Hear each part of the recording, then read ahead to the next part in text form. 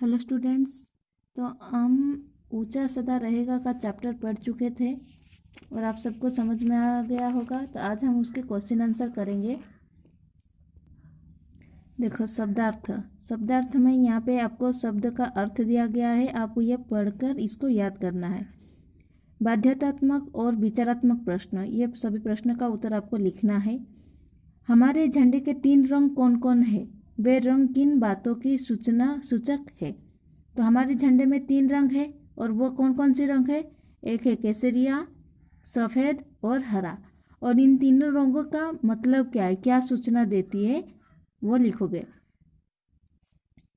केसरिया का रंग का मतलब क्या है, क्या सूचना देती है? बलिदान का प्रतीक है। सफ़ेद जो है वो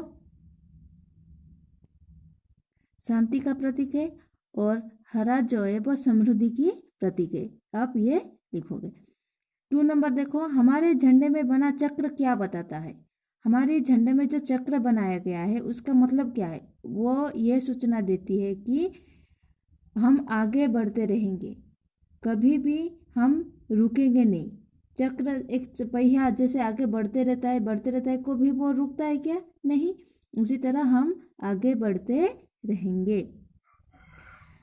3 नंबर, वे पंक्तियां लिखो जिनमें हमारे झंडे का संदेश व्यक्त हुआ है। तो आप कविता में जाकर उसकी जो कविता है जहाँ पे अब झंडे के बारे में संदेशा दिया गया है वो लाइन लिखोगे। 4 नंबर, इस झंडा गीत का सारांश लिखोगे। इस कविता का सारांश लिखोगे, इसमें क्या क्या लिखा गया है झंडे के बारे में। राष्ट्रीय झंडा पर अन्य कवियों की रचनाओं का खोज और भाव ग्रहण करो।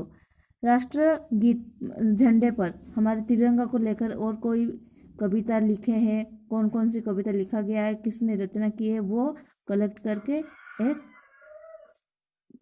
प्रोजेक्ट करोगे। उसके बाद देखो, भाषा और व्याकरण। रिक्त स्थानों को उचित शब्द भरो।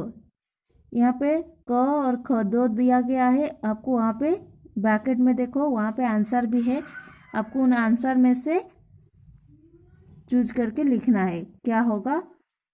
हरा रंग डैश रंग डैश धरती, यहाँ पे दिया गया है हरा और हरी।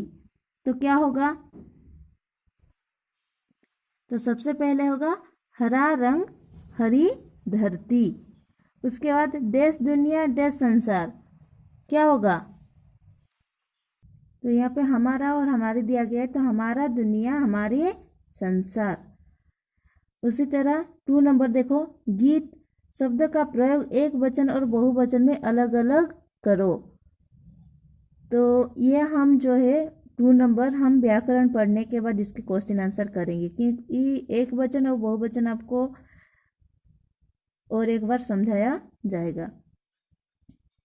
दिए गए वाक्य में और शब्द की प्रयोग को पर ध्यान दो। देखो, झंडा और डंडा लाओ, और खेलो और पढ़ो और अच्छे बनो, औरों को भी झंडा उड़ाने दो, और को मत भूलो। झंडा और डंडा लाओ, इसमें देखो और लिखा गया है, और लिखा गया है। इस और का मतलब है एक और एक, मतलब एक झंडा और एक डंडा। इसमें और का मतलब 2 चीज़ों को लेकर कहा गया है।